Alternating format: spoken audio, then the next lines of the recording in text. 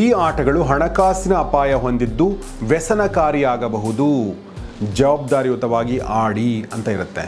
ವ್ಯಸನಕಾರಿ ಅಂದರೆ ಚಟ ಆಗಬಹುದು ಅಂತ. 4 ಕೋಟಿ ರೂಪಾಯಿಯ ಬೆನ್ಸ್ ಕಾರಲ್ಲಿ ಓಡಾಡುವಂಥ ಹಾರ್ದಿಕ್ ಪಾಂಡ್ಯ, 16 ಕೋಟಿ ರೂಪಾಯಿಗೆ IPLನಲ್ಲಿ ಆಡುವ ರೋಹಿತ್ ಶರ್ಮಾ, ಬಾಲಿವುಡ್ನಲ್ಲಿ ವರ್ಷಕ್ಕೆ 100-200 ಕೋಟಿ ರೂಪಾಯಿ ಆದಾಯ ತಂದುಕೊಡುವ ಆಮಿರ್ ಖಾನ್, ರಣಬೀರ್ ಕಪೂರ್ ಪುಕ್ಸಟ್ಟೆ ಅಂತೂ ಮಾಡಿರೋದಿಲ್ಲ ಈ ಜಾಹೀರಾತಲ್ಲಿ. ಈಗ ನಿಮ್ಗನ್ನಿಸ್ಬೋದು ಆನ್ಲೈನಲ್ಲಿ ದುಡ್ಡು ಹಾಕಿ ಆಡೋದು ತಪ್ಪ ಅಂತ. ಸ್ನೇಹಿತರೆ, ಇಲ್ಲಿ ಸ್ಕಿಲ್ ಬೇಸ್ಡ್ ಗೇಮ್ ಆಯಿತು ಅಥವಾ ಲಕ್ ಬೇಸ್ಡ್ ಗೇಮ್ ಆಯಿತು ಅಂತ ನೋಡೋಕ್ಕಿಂತ ಮುಂಚೆ ಏನೇನು ನೋಡಬೇಕು ಅಂದರೆ ಹಣ ಹಾಕ್ತಾ ಇರೋರಿಗೆ ಹಣ ವಾಪಸ್ ಬರ್ತಾ ಇದೆಯಾ ಇಲ್ವಾ ಅಂತ. ಸ್ನೇಹಿತರೆ, ನಿಮ್ಮಲ್ಲಿ ಕೆಲವೊಬ್ಬರು ಲಕ್ಕಿ ಭಾಸ್ಕರ್ ಅನ್ನುವಂಥ ಒಂದು ಸಿನಿಮಾನ ಇತ್ತೀಚೆಗೆ ಬಂದಂಥದ್ದು ನೋಡಿರ್ಬೋದು. ಅದರಲ್ಲಿ ಲಾಟ್ರಿ ಮೂಲಕ ಬ್ಲ್ಯಾಕ್ ಮನಿಯನ್ನು ವೈಟ್ ಮಾಡಲಾಗುತ್ತೆ. ಅದೇ ರೀತಿ ಈ ಫ್ಯಾಂಟಸಿ ಗೇಮ್ ಪ್ಲಾಟ್ಫಾರ್ಮ್ಗಳಲ್ಲಿ ಕೂಡ ನಡೆಯುತ್ತೆ.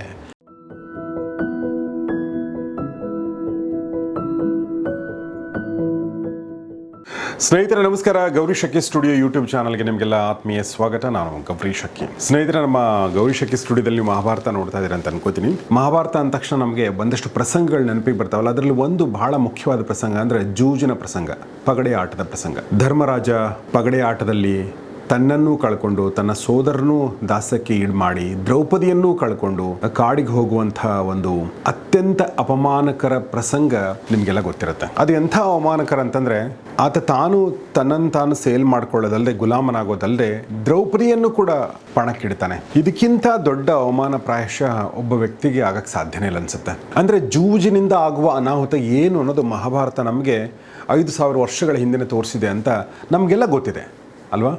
ಆದರೂ ಕೂಡ ಈ ಜೂಜು ನಮ್ಮನ್ನು ಬಿಟ್ಟಿಲ್ಲ, ಅಥವಾ ನಾವು ಇದನ್ನು ಬಿಟ್ಟಿಲ್ಲ.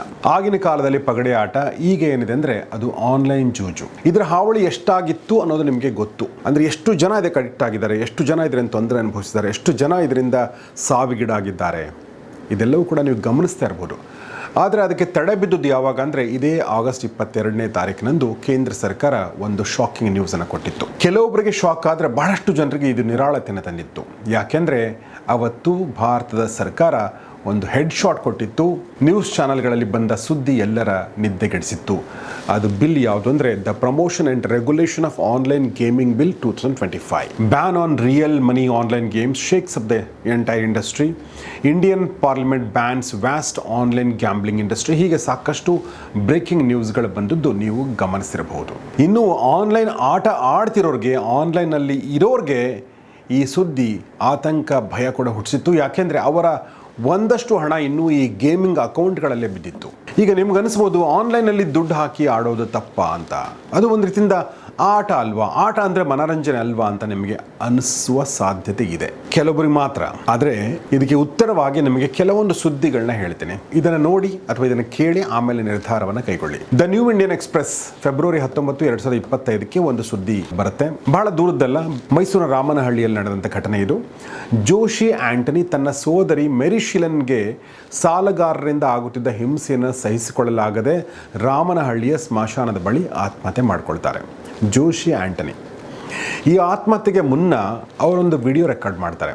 ಅದರಲ್ಲಿ ಅವರು ಯಾರನ್ನ ದೂರ್ತಾರೆ ಅಂದರೆ ತಮ್ಮ ಅವಳಿ ಸೋದರರಾದ ಜೋಬಿ ಆಂಟನಿ ಮತ್ತು ಅತ್ತಿಗೆ ಶರ್ಮಿಳಾ ಅವ್ರನ್ನ ದೂರಿರ್ತಾರೆ. ಇದಾದ ನಂತರ ಏನಾಗುತ್ತಂದ್ರೆ, ಜೋಶಿ ಸಾವಿನ ನಂತರ ಮೆರಿಶಿಲನ್ ಅವರು ಏನು ಮಾಡ್ತಾರೆ ಅಂದರೆ ಮೈಸೂರು ಗ್ರಾಮೀಣ ಪೊಲೀಸರಲ್ಲಿ ಜೋಬಿ ಮತ್ತು ಶರ್ಮಿಳಾ ವಿರುದ್ಧ ದೂರು ದಾಖಲಿಸ್ತಾರೆ. ಆಲ್ರೆಡಿ ಒಂದು ಸಾವಾಗಿದೆ.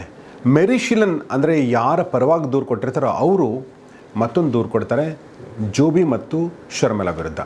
ತನಿಖೆ ಮುಂದುವರಿಯುತ್ತೆ. ಇದಾದ ನಂತರ ಏನಾಗುತ್ತೆ ಅಂದರೆ ಕಾನೂನು ಕ್ರಮದ ಭಯದಿಂದ ಜೋಬಿ ಮತ್ತು ಶರ್ಮಿಳಾ ಮೈಸೂರಿನ ವಿಜಯನಗರದಲ್ಲಿ ನೀರಿನ ಟ್ಯಾಂಕ್ನ ಮೆಟ್ಟಿಲುಗಳ ರೇಲಿಂಗ್ಗೆ ನೇಣು ಬಿಗಿದುಕೊಂಡು ಆತ್ಮಹತ್ಯೆ ಮಾಡ್ಕೊಳ್ತಾರೆ. ಯಾಕೆ ಈ ಥರ ದುರ್ಘಟನೆ ನಡೆಯುತ್ತೆ ಅಂತ ಹುಡುಕ್ತಾ ಹೋದರೆ ಗೊತ್ತಾಗೋದೇನೆಂದರೆ ಆನ್ಲೈನ್ ಜೂಜಾಟ. ಈ ಜೋಬಿ ಆಂಟನಿ IPL ಮತ್ತು ಆನ್ಲೈನ್ ಜೂಜಾಟದಲ್ಲಿ ತೊಡಗಿರ್ತಾರೆ. ಈ ಆಟಕ್ಕೋಸ್ಕರ ಅವರು ಬ್ಯಾಂಕ್ಗಳಿಂದ ಮತ್ತು ಸಾಲಗಾರರಿಂದ ಸಾಲ ತೆಗೆದುಕೊಂಡಿರ್ತಾರೆ. ಎಷ್ಟು ಸಾಲ ತೆಗೆದುಕೊಂಡಿರ್ತಾರೆ? ಬರೋಬ್ಬರಿ 80 ಲಕ್ಷ ರೂಪಾಯಿ ಸಾಲ. ಆದರೆ ಇವರು ತಮ್ಮ ಹೆಸರಿನಲ್ಲಿ ಸಾಲ ತೆಗೆದುಕೊಂಡಿರಲ್ಲ, ಬದಲಾಗಿ ಮೆರಿಶಿಲನ್ ಹೆಸರಿನಲ್ಲಿ ಸಾಲ ತೆಗೆದುಕೊಂಡಿರ್ತಾರೆ. ಸಾಲ ಮರುಪಾವತಿ ಮಾಡೋಕ್ಕಾಗದೇ ಇದ್ದಾಗ ಸಾಲಗಾರರು ಮೆರಿಶಿಲನ್ಗೆ ಹಿಂಸೆ ಕೊಡಲು ಆರಂಭಿಸ್ತಾರೆ. ಇದು ಸಹಜವಾಗಿ ಕುಟುಂಬದಲ್ಲಿ ಜಗಳವನ್ನು ಶುರು ಮಾಡುತ್ತೆ. ನಂತರ ಇದು ಆತ್ಮಹತ್ಯೆಗಳ ಮೂಲಕ ಅಂತ್ಯ ಆಗುತ್ತೆ. ಈಗ ನಿಮ್ಗೆ ಅನಿಸಬಹುದು ಇದು ಜೋಬಿ ಆಂಟನಿದೆ ತಪ್ಪು, ಇದಕ್ಕೂ ಮತ್ತು ಆನ್ಲೈನ್ ಬೆಟ್ಟಿಂಗು ಏನು ಸಂಬಂಧ ಅಂತ. ಸಾಲ ಮಾಡಿದ್ದು ಜೋಬಿನೇ ಆಗಿರ್ಬೋದು, ಆದರೆ ಈ ಮಾನಸಿಕತೆಯನ್ನು, ಈ ಆಟದ ಚಟ ಹತ್ತಿಸಿದ್ಯಾರು? ಇದೇ ಗೇಮಿಂಗ್ ಆ್ಯಪ್ಗಳು. ಇನ್ನೊಂದು ಸುದ್ದಿ ನೋಡೋಣ. ಫೆಬ್ರವರಿ 2024ರಲ್ಲಿ ಲ್ಯಾಬ್ ಟೆಕ್ನಿಷಿಯನ್ ಆದಂಥ ಮಲ್ಲಿಕಾರ್ಜುನ್ ಮತ್ತು ಆಟೋ ಚಾಲಕ ಕುಮಾರಸ್ವಾಮಿ ರಮ್ಮಿ ಆ್ಯಪ್ಗಳಲ್ಲಿ 10 ಲಕ್ಷಕ್ಕಿಂತ ಹೆಚ್ಚು ಹಣವನ್ನು ಕಳೆದುಕೊಳ್ತಾರೆ.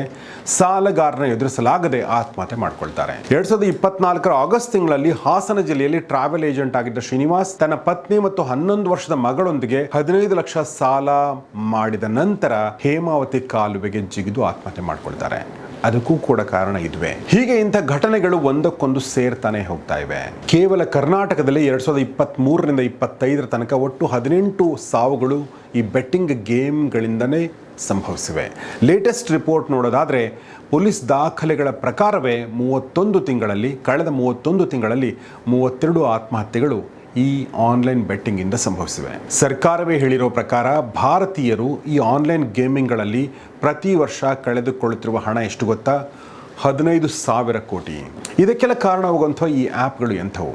ಯಾಕೆ ಜನ ಈ ಚಟ ಹತ್ತಿಸ್ಕೊಳ್ತಾರೆ? ಇದು ಶುರು ಆಗೋದು ಹೇಗೆ? ಮತ್ತು ಈ ಬಿಸ್ನೆಸ್ ಮಾಡೆಲ್ ಹೇಗೆ ನಡೆಯುತ್ತೆ? ಮತ್ತು ಈ ಬಿಸ್ನೆಸ್ನ ಹೆಸರಿನಲ್ಲಿ ಏನೆಲ್ಲ ಅವ್ಯವಹಾರಗಳು ನಡೀತಾ ಇವೆ? ಇವೆಲ್ಲವನ್ನು ತಿಳಿಯೋಣ ಇವತ್ತಿನ ವಿಡಿಯೋದಲ್ಲಿ. ಸ್ನೇಹಿತರೆ, ಈ ವಿಡಿಯೋನ ಸ್ಪಾನ್ಸರ್ ಮಾಡಿದ್ದು ಕ್ಯೂ ಪ್ರಚಾರ ಅನ್ನುವಂಥ digital marketing agency. Digital marketing ಅಂದರೆ ನಿಮ್ಮ ಬ್ರ್ಯಾಂಡ್, ನಿಮ್ಮ ಬಿಸ್ನೆಸ್, ನಿಮ್ಮ ಪ್ರಮೋಷನ್ ಎಲ್ಲವನ್ನು ಕೂಡ ಆನ್ಲೈನ್ ಪ್ಲಾಟ್ಫಾರ್ಮ್ಗಳ ಮೂಲಕ, ಡಿಜಿಟಲ್ ಮೂಲಕ ಅವರು ಮಾಡ್ತಾರೆ. ನಿಮ್ಮ SEO ಇರ್ಬೋದು, ಅಥವಾ ನಿಮ್ಮ ವೆಬ್ಸೈಟ್ ಡಿಸೈನ್ ಡೆವಲಪ್ಮೆಂಟ್ ಇರ್ಬೋದು, ಅಥವಾ ನಿಮ್ಮ ಸೋಷಿಯಲ್ ಮೀಡಿಯಾ ಮ್ಯಾನೇಜ್ಮೆಂಟ್ ಇರ್ಬೋದು, ಅಥವಾ ಲೀಡ್ ಜನರೇಷನ್ ಇರ್ಬೋದು, ಎಲ್ಲವನ್ನೂ ಇವರು ಮಾಡ್ತಾರೆ. ಆಸಕ್ತರು ಮತ್ತು ಅವಶ್ಯಕತೆ ಇದ್ದರೂ ದಯವಿಟ್ಟು ಈ ಕ್ಯೂ ಪ್ರಚಾರ ಸಂಸ್ಥೆಯನ್ನು ಸಂಪರ್ಕಿಸಿ. ಸ್ನೇಹಿತರೆ, ಈಗ ಸ್ವಲ್ಪ ನಾವು ಈ ಆನ್ಲೈನ್ ಬೆಟ್ಟಿಂಗ್ ಗೇಮ್ಗಳ ಇತಿಹಾಸವನ್ನು ನೋಡೋಣ. ಈ ಗೇಮಿಂಗ್ ಆರಂಭವಾದದ್ದು 2000ರ ದಶಕದ ಆರಂಭದಲ್ಲಿ. ಈ ಸಮಯದಲ್ಲಿ ಇಂಟರ್ನೆಟ್ ಸಂಪರ್ಕ ಮತ್ತು ಮೊಬೈಲ್ ಫೋನ್ಗಳ ಬಳಕೆ ಕಡಿಮೆ ಇದ್ದ ಕಾರಣ ಆನ್ಲೈನ್ ಗೇಮಿಂಗ್ ಅಷ್ಟೊಂದು ಜನಪ್ರಿಯ ಆಗಿರಲಿಲ್ಲ. 2001ನೇ ಇಸ್ವಿಯಲ್ಲಿ ESPN ಮತ್ತು ಸ್ಟಾರ್ ಸ್ಪೋರ್ಟ್ಸ್ನಂಥ ಕೆಲವು ಕಂಪನಿಗಳು ಸೂಪರ್ ಸೆಲೆಕ್ಟರ್ನಂತಹ ಫ್ಯಾಂಟಸಿ ಆ್ಯಪ್ಗಳನ್ನ ಪರಿಚಯ ಮಾಡ್ತವೆ. ಆದರೆ ಅಷ್ಟೊಂದು ಸಕ್ಸಸ್ ಸಿಗಲಿಲ್ಲ. ಒಂಥರ ಇದು ಆರಂಭಿಕ ಹಂತ ಅಂತ ನೋಡ್ಬೋದು. ಅದಾದ ನಂತರ 2007 ಮತ್ತು 2010ರ ಮಧ್ಯೆ ಇದು ಬೇರೆ ದಿಕ್ಕನ್ನು ಪಡೆಯುತ್ತೆ. 2007ರ ನಂತರ ಭಾರತದಲ್ಲಿ ಫ್ಯಾಂಟಸಿ ಆ್ಯಪ್ಗಳ ಮರುಪ್ರವೇಶ ಆಗುತ್ತೆ. ಹರ್ಷ ಜೈನ್ ಅನ್ನೋರು ಈ ಫ್ಯಾಂಟಸಿ ಗೇಮಿಂಗ್ ಅಪ್ಲಿಕೇಶನ್ಗಳನ್ನು ಆರಂಭಿಸ್ತಾರೆ. ಇದಕ್ಕೆ ಪೂರಕವಾಗಿ ಇನ್ನೊಂದು ಬೆಳವಣಿಗೆ ನಡೆಯುತ್ತೆ. ಅದೇನೆಂದರೆ 2008ರಲ್ಲಿ ಆರಂಭವಾದ IPL. ಇದರಿಂದಾಗಿ ಕ್ರಿಕೆಟ್ ಮತ್ತು ಫ್ಯಾಂಟಸಿ ಗೇಮಿಂಗ್ ಎರಡೂ ಕೂಡ ಒಟ್ಟಿಗೆ ಜನಪ್ರಿಯತೆ ಗಳಿಸಲು ಆರಂಭಿಸ್ತವೆ. ಇದ್ರ ಜೊತೆಗೆ ಇಂಟರ್ನೆಟ್ ಮತ್ತು ಮೊಬೈಲ್ ಫೋನ್ಗಳು ಅಂದರೆ ಸ್ಮಾರ್ಟ್ ಫೋನ್ಗಳು ಸುಲಭವಾಗಿ ಜನರಿಗೆ ಸಿಗಕ್ಕೆ ಶುರು ಆಗುತ್ತೆ. ಈ ಬೆಳವಣಿಗೆಯಿಂದಾಗಿ ಡ್ರೀಮ್ 11 ಅಂತ ಫ್ಯಾಂಟಸಿ ಆಟಗಳು ಅಸಂಖ್ಯಾತ ಜನಸಾಮಾನ್ಯರನ್ನ ತಲುಪ್ತವೆ. ರೆಗ್ಯುಲರ್ ಆಗಿ IPL ನೋಡೋರಿಗೆ ಇದು ಗೊತ್ತಿರುತ್ತೆ. ಈ ಫ್ಯಾಂಟಸಿ ಗೇಮ್ಗಳನ್ನ ನೋಡಿದರೆ 2015ಕ್ಕಿಂತ ಮುಂಚೆ ಇದರ ಜಾಹೀರಾತುಗಳು ತುಂಬಾ ಕಡಿಮೆ ಇರ್ತಿದ್ವು. ಅದರಲ್ಲೂ ಕೂಡ ಸೆಲೆಬ್ರಿಟಿಗಳು ಕಾಣ್ತಾ ಇರಲಿಲ್ಲ ಈ ಜಾಹೀರಾತುಗಳಲ್ಲಿ.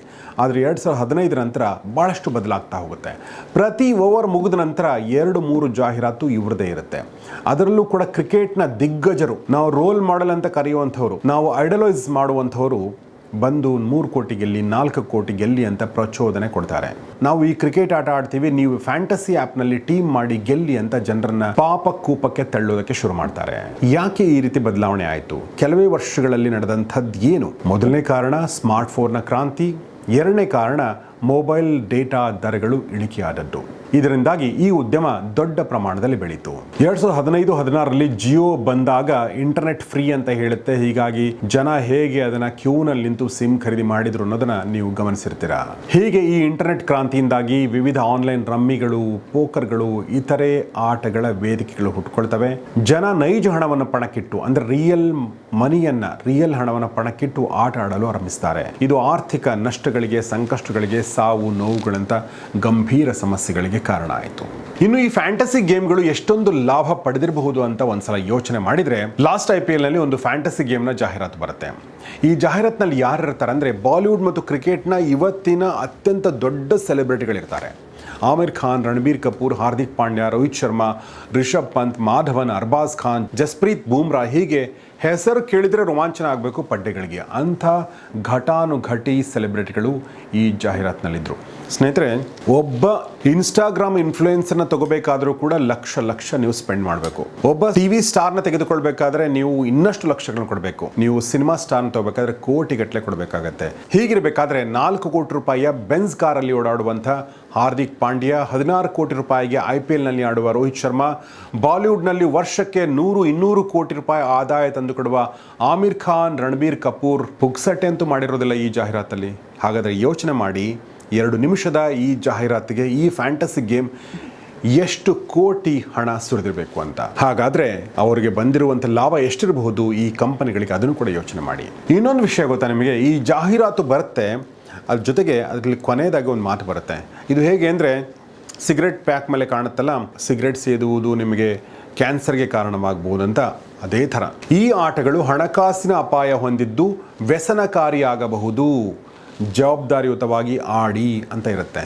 ವ್ಯಸನಕಾರಿ ಅಂದರೆ ಚಟ ಆಗ್ಬಹುದು ಅಂತ, ಅಡಿಕ್ಟ್ ಆಗ್ಬಹುದು ಅಂತ. ಸೊ ಇದರಿಂದ ಗೊತ್ತಾಗುತ್ತೆ ನಮ್ಮ ಜನರಿಗೆ ಎಷ್ಟು ಮಬ್ಬು ಹಿಡಿದಿದೆ ಅಂತ. ಖುದ್ದು ಅವರೇ ಹೇಳ್ತಾ ಇದ್ರು ಕೂಡ ನಾವು ಈ ಗೇಮ್ನ ಚಟವನ್ನು ಹತ್ತಿಸ್ಕೊಳ್ತಾ ಇದ್ದೀವಿ. ಅದರ ಅರ್ಥ ಏನಂದರೆ, ನಾವು ಅವ್ರು ಹೇಳೋದನ್ನು ಕೇಳೋದಿಲ್ಲ, ಬದಲಾಗಿ ನಾವು ಹಳ್ಳಕ್ಕೆ ಬಿದ್ದ ಮೇಲೇ ಆಳ ನೋಡೋದು ಅನ್ನೋರಿಗೆ ಏನು ಮಾಡೋಕ್ಕೆ ಸಾಧ್ಯ. ಆದರೆ ಈ ಹಳ್ಳ ಅನ್ನೋಂಥದ್ದು ಇದು ತಳ ಇಲ್ದಿರುವಂಥ ಬಾವಿ ಇದ್ದ ಹಾಗೆ. ಒಂದ್ಸಲ ಬಿದ್ದರೆ ವಾಪಸ್ ಬರೋಕ್ಕೆ ತುಂಬ ಕಷ್ಟ. ಇನ್ನು ಈ ಗೇಮ್ಗಳ ವಿರುದ್ಧ ಯಾವುದೇ ಪ್ರಕರಣ, ಕೇಸು ದಾಖಲಾಗಿಲ್ವಾ ಅಂತ ನೋಡಿದರೆ ಸಾಕಷ್ಟು ಕೇಸುಗಳು ದಾಖಲಾಗಿವೆ. ಅದರಲ್ಲಿ ಒಂದು ಪ್ರಮುಖವಾದ ಕೇಸ್ ಯಾವುದು ಅಂದರೆ 2017ರ Shri Varun Gumber versus union territory of Chandigarh ಮತ್ತು ಇತರರು ಅನ್ನೋ ಕೇಸ್. ಈ ವ್ಯಕ್ತಿ ವರುಣ್ ಗುಂಬರ್ ಡ್ರೀಮ್ 11 ಎಂಬ ಆನ್ಲೈನ್ ಫ್ಯಾಂಟಸಿ ಸ್ಪೋರ್ಟ್ಸ್ನ ಬಳಕೆದಾರ, ಅಂದರೆ ಕಸ್ಟಮರ್ ಆಗಿದ್ರು. ಈ ವೇದಿಕೆಯಲ್ಲಿ ಆಟ ಆಡಲು ಅವರು ತಮ್ಮ ಕ್ರೆಡಿಟ್ ಕಾರ್ಡ್ ಮೂಲಕ 50,000 ರೂಪಾಯಿ ಜಮಾ ಮಾಡ್ತಾರೆ. ಐರ್ಲೆಂಡ್ ಮತ್ತು ಅಫ್ಘಾನಿಸ್ತಾನ ನಡುವಿನ ಕ್ರಿಕೆಟ್ ಪಂದ್ಯಕ್ಕೆ 11 ಆಟಗಾರನ ಆಯ್ಕೆ ಮಾಡಿ ವರ್ಚುವಲ್ ತಂಡವನ್ನು ರಚನೆ ಮಾಡ್ತಾರೆ ಮತ್ತು ಈ ಆಟದಲ್ಲಿ ಅವರು 24,000 ರೂಪಾಯಿ ಕಳೆದುಕೊಳ್ತಾರೆ. ಇದರಿಂದ ಅವರಿಗೆ ಕೋಪ ಬರುತ್ತೆ ಮತ್ತು ಡ್ರೀಮ್ 11 ಒಂದು ಜೂಜಾಟದ ವೇದಿಕೆ, ಇದು ಕೌಶಲ್ಯಕ್ಕಿಂತ ಅಂದರೆ ಸ್ಕಿಲ್ಗಿಂತ ಲಕ್ ಮೇಲೆ ಇದು ಡಿಪೆಂಡ್ ಆಗಿದೆ ಅಂತ ಆರೋಪ ಮಾಡಿ 2017ರಲ್ಲಿ ಪಂಜಾಬ್ ಮತ್ತು ಹರಿಯಾಣ ಹೈಕೋರ್ಟ್ನಲ್ಲಿ ದಾವೆ ಹೂಡ್ತಾರೆ.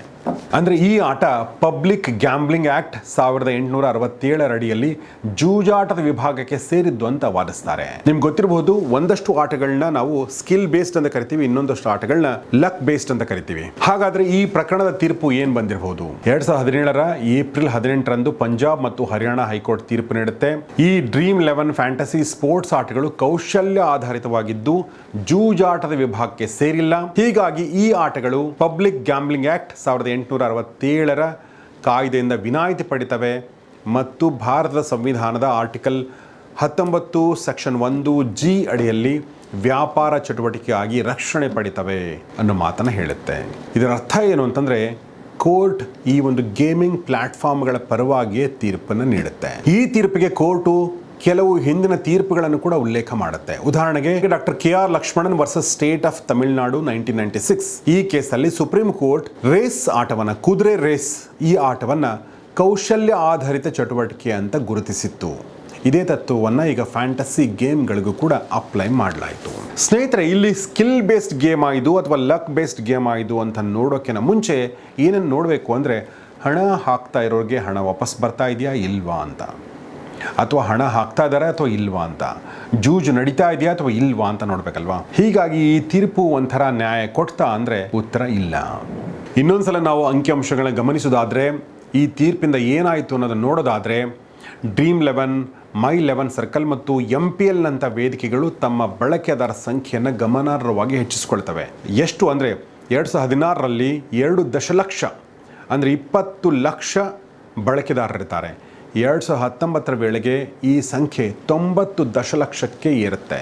ಈಗ ಇದೇ ತೀರ್ಪನ್ನು ಮುಂದಿಟ್ಟುಕೊಂಡು ಅನೇಕ ಫ್ಯಾಂಟಸಿ ಗೇಮ್ ಕಂಪನಿಗಳು ಕೇಂದ್ರ ಪಾಸ್ ಮಾಡಿದಂಥ ಆನ್ಲೈನ್ ಗೇಮಿಂಗ್ ಕಾಯ್ದೆ 2025ರ ವಿರುದ್ಧ ಕಾನೂನು ಸಮರಕ್ಕೆ ಮುಂದಾಗಿವೆ. ಸ್ನೇಹಿತರೆ, ಈಗ ಇನ್ನೊಂದು ಪ್ರಶ್ನೆ ಬರುತ್ತೆ. ಆ ಪ್ರಶ್ನೆ ಏನಂದ್ರೆ, ಜನ ಇಲ್ಲಿ ಬರ್ತಾರೆ, ಜೂಜು ಕಟ್ತಾರೆ, ಸಾವು ನೋವು ಎಲ್ಲವನ್ನ ಪಕ್ಕಕ್ಕಿಟ್ಟು ನೋಡೋದಾದ್ರೆ ಈ ಹಣ ಎಲ್ಲಿ ಹೋಗುತ್ತೆ? ಸರ್ಕಾರ ಕೂಡ ಈ ಪಾಯಿಂಟ್ ಅನ್ನ ರೇಸ್ ಮಾಡಿದೆ. ಮನಿ ಲಾಂಡರಿಂಗ್ ನ ಬಗ್ಗೆ ಕೂಡ ಪ್ರಶ್ನೆ ಎತ್ತಿದೆ. ಇದು ಸ್ವಲ್ಪ ಆಶ್ಚರ್ಯ ಹುಟ್ಟಿಸುವಂಥದ್ದು. ಫ್ಯಾಂಟಸಿ ಗೇಮ್ಗಳು ಹೇಗೆ ಮನಿ ಲಾಂಡರಿಂಗ್ ಮಾಡಕ್ ಸಾಧ್ಯ ಅಂತ ನಿಮ್ಮ ಮನಸ್ಸಲ್ಲಿ ಪ್ರಶ್ನೆ ಬರಬಹುದು. ಇದು ಹೇಗೆ ಸಾಧ್ಯ ಆಗ್ಬಹುದು ಅನ್ನೋದನ್ನ ನಾನು ನಿಮಗೆ ಈಗ ಹೇಳ್ತೇನೆ. ಈ ಫ್ಯಾಂಟಸಿ ಗೇಮ್ಗಳು ಹೇಗೆ ವರ್ಕ್ ಆಗ್ತವೆ? ಫ್ಯಾಂಟಸಿ ಗೇಮ್ಗಳು ಬಳಕೆದಾರರಿಗೆ ವರ್ಚುವಲ್ ತಂಡವನ್ನು ರಚನೆ ಮಾಡಲು ಮತ್ತು ನೈಜ ಕ್ರೀಡಾ ಪಂದ್ಯಗಳ ಆಧಾರದ ಮೇಲೆ ಹಣ ಗೆಲ್ಲಲು ಅವಕಾಶ ನೀಡುತ್ತವೆ. ಈ ಗೇಮ್ಗಳಲ್ಲಿ ಹಣವನ್ನ ಠೇವಣಿ ಇಡೋದು, ಆಡುವುದು ಮತ್ತು ಗೆದ್ದ ಹಣವನ್ನ ಹಿಂಪಡೆಯುವ ಸೌಲಭ್ಯ ಇದೆ. ಈ ಒಂದು ಪ್ರೊಸೆಸ್ ನ ಸರಳತೆ ಇದೆಯಲ್ಲ, ಇದನ್ನ ಮಿಸ್ಯೂಸ್ ಮಾಡ್ಕೊಳ್ಬಹುದು. ಹೇಗೆ ಅನ್ನೋದನ್ನ ನಾನು ಹೇಳ್ತೀನಿ ನಿಮಗೆ.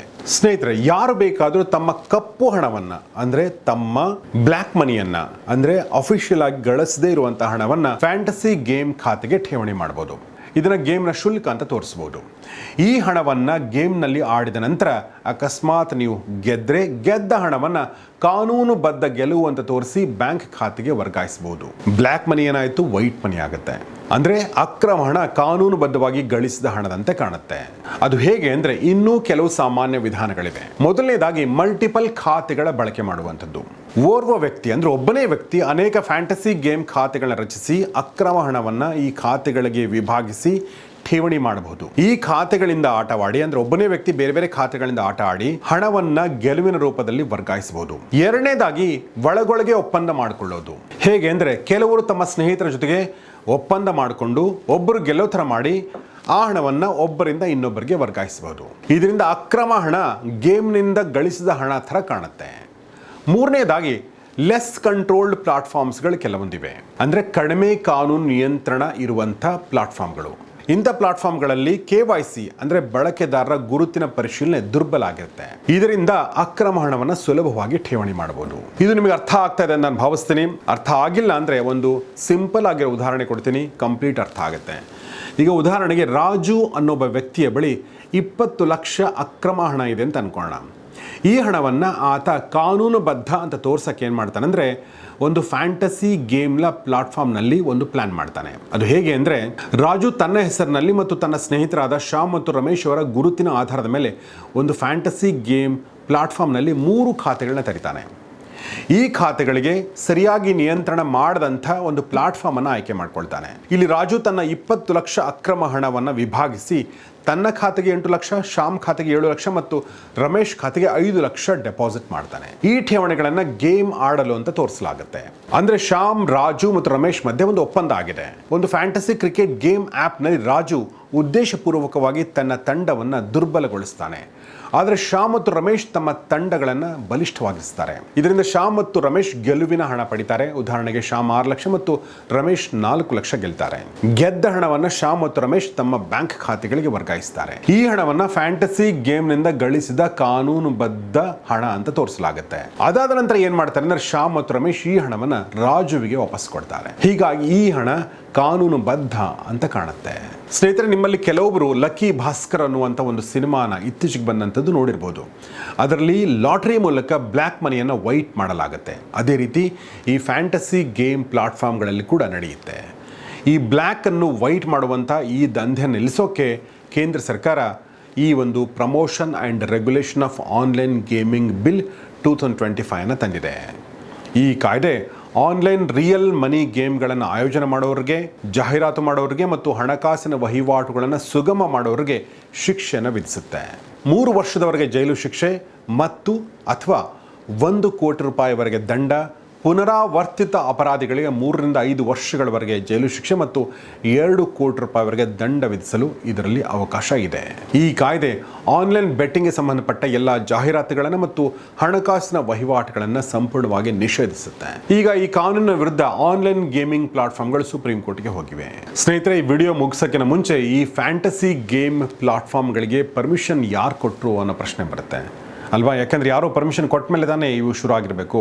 ಅಥವಾ ಶುರುವಾದಾಗ ಬೇರೆ ಥರ ಶುರು ಮಾಡಿಕೊಂಡು ಅದಾದ ನಂತರ ಒಂದಷ್ಟು ಫೀಚರ್ಗಳನ್ನ ಸೇರಿಸಿ ಅದನ್ನು ಜೂಜಿನ ಥರ ಮಾಡಿ ಈ ಥರ ಎಲ್ಲ ಮಾಡಿರುವಂಥ ಸಾಧ್ಯತೆ ಇದೆ. ಆದರೂ ಕೂಡ ನಮ್ಮ ಕಾನೂನಲ್ಲಿರುವಂಥ ಲೂಪ್ ಹೋಲ್ಗಳನ್ನ ಬಳಸಿಕೊಂಡು ಈ ಥರ ಆಗಿರುವಂಥ ಸಾಧ್ಯತೆಗಳು ಕೂಡ ಇದೆ. ಒಟ್ಟಾರೆ ಕೇಂದ್ರ ಸರ್ಕಾರ ತೆಗೆದುಕೊಂಡು ಬಂದಿರುವಂಥ ಈ ಕಾನೂನು ಅತ್ಯಂತ ಅವಶ್ಯಕ ಅಂತ ಅನಿಸುತ್ತೆ. ಈ ಕುರಿತಾಗಿ ನಿಮ್ಮ ಅನಿಸಿಕೆಗಳನ್ನ ದಯವಿಟ್ಟು ಕಮೆಂಟ್ ಬಾಕ್ಸಲ್ಲಿ ತಿಳಿಸಿ. ನೀವು ಅಥವಾ ನಿಮಗೆ ಸಂಬಂಧಪಟ್ಟವರು ಯಾರಾದರೂ ಈ ಆನ್ಲೈನ್ ಗೇಮಿಂಗ್ಗಳಿಂದ ನಷ್ಟ ಅನುಭವಿಸಿದ್ರೆ, ಸಂಕಷ್ಟ ಅನುಭವಿಸಿದ್ರೆ ಅದನ್ನು ದಯವಿಟ್ಟು ಕಮೆಂಟ್ ಬಾಕ್ಸಲ್ಲಿ ತಿಳಿಸಿ. ಅದು ಇನ್ನೊಬ್ಬರಿಗೆ ಪಾಠ ಆಗಲಿ. ಇಷ್ಟು ಹೇಳ್ತಾ ಇವತ್ತಿನ ಈ ಎಪಿಸೋಡ್ ಮುಗಿಸ್ತಾ ಇದ್ದೀನಿ. ನೋಡ್ತಾರೆ ಗೌರಿ ಶಕ್ತಿ ಸ್ಟುಡಿಯೋ, ನೋಡ್ತಾರೆ ಒಳ್ಳೆ ವಿಡಿಯೋಗಳನ್ನ. ನಮಸ್ಕಾರ.